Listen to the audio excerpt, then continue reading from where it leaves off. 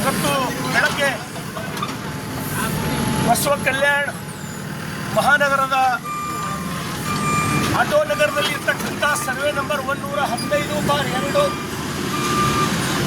Garden ಜಾಗದಲ್ಲಿ ಸುಮಾರು ಒಂದು 20 ಅಂಗಡಿಗಳನ್ನು ಅನಧಿಕೃತವಾಗಿ ಎಷ್ಟೇ ಸಲ ನಗರಸಭೆಯವರು ನೋಟಿಸ್ ಕೊಟ್ಟರೂ ಕೂಡ ಕೊಟ್ಟಕ್ಕಂಥ ಕೆಲಸ ಮಾಡಿದ್ರು ಕೂಡ ಅನಧಿಕೃತವಾಗಿ ಕರ್ತಕ್ಕಂಥ ಕೆಲಸ ಮಾಡಿದ್ರು. ಇವತ್ತು ನಾವೆಲ್ಲರೂ ನೋಡ್ತಾ ಇದ್ರಿ, ನಮ್ಮ ನಗರಸಭೆಯ ಎಲ್ಲ ಅಧಿಕಾರಿಗಳು ಪೊಲೀಸ್ ಇಲಾಖೆಯ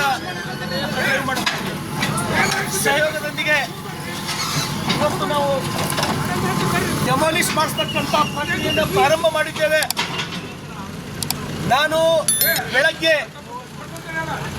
ಲೈವ್ ಬಂದು ಹೇಳ್ತಕ್ಕಂಥ ಉದ್ದೇಶ ಇಷ್ಟೇ, ಬಸವ ಕಲ್ಯಾಣ ಮಹಾನಗರದಲ್ಲಿ ಯಾರು ಗಾರ್ಡನ್ ಜಾಗ, CS ಸೈಟ್ಗಳು, ಸರ್ಕಾರದ ಯಾವುದೇ ಥರದ ಜಾಗವನ್ನು ಅತಿಕ್ರಮಣ ಮಾಡಿ ಕಟ್ಟಿದ್ದೇ ಆದಲ್ಲಿ ನಿಮ್ಮ ಪರಿಸ್ಥಿತಿ ಕೂಡ ಇದೇ ಬರ್ತಕ್ಕಂಥದ್ದು ಎಚ್ಚರಿಕೆ ನಿಮಗೆ ಕೊಡ್ತಕ್ಕಂಥದ್ದು ಉದ್ದೇಶ ನಂದು. ಇವತ್ತು ನಾವು ನಮ್ಮ ಸರ್ಕಾರದ ಬಸವ ಕಲ್ಯಾಣ ಮಹಾನಗರದ ಸುಮಾರು 5 ಕೋಟಿ ಗಾರ್ಡನ್ನ ಮೌಲ್ಯ 5 ಕೋಟಿ ಮೌಲ್ಯದ ಸ್ಥಳವನ್ನು ಕಾಪಾಡ್ತಕ್ಕಂಥ ಕೆಲಸ ಇವತ್ತು ನಾವು ಮಾಡ್ತಾ ಇದ್ದೇವೆ.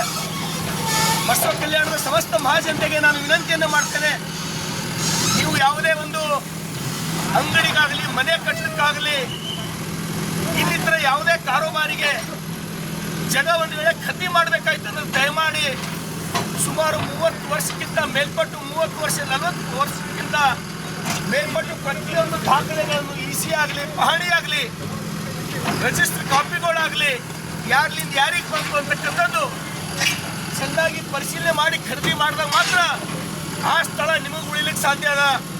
ಇವತ್ತು ಸಾಕಷ್ಟು ಜನ ಬಸವ ಕಲ್ಯಾಣದಲ್ಲಿ ಆ ಸರ್ಕಾರದ, ಈ ಸರ್ಕಾರದ, ನಮ್ಮವರ, ನಮ್ಮ ಹಿಂದೆ ಈ ಲೀಡರ ಯಾರು ಏನು ಮಾಡ್ತಾರೆ ಅಂತೇಳಿ ಜಾಗಗಳು, ಸರ್ಕಾರದ ಅನೇಕ ಕೋಟಿಗಟ್ಟಲೆ ಮೌಲ್ಯದ ಜಾಗಗಳು ಕಬ್ಜಾ ಮಾಡಿ ತಮ್ಮ ತೋಳ್ಬಲದಿಂದ ಗುಂಡಾಗಿರಿ ಮಾಡಿ ಕಟ್ತಕ್ಕಂಥದ್ದು ನಾವು ಬಹಳಷ್ಟು ಕಡೆ ನೋಡಿವಿ.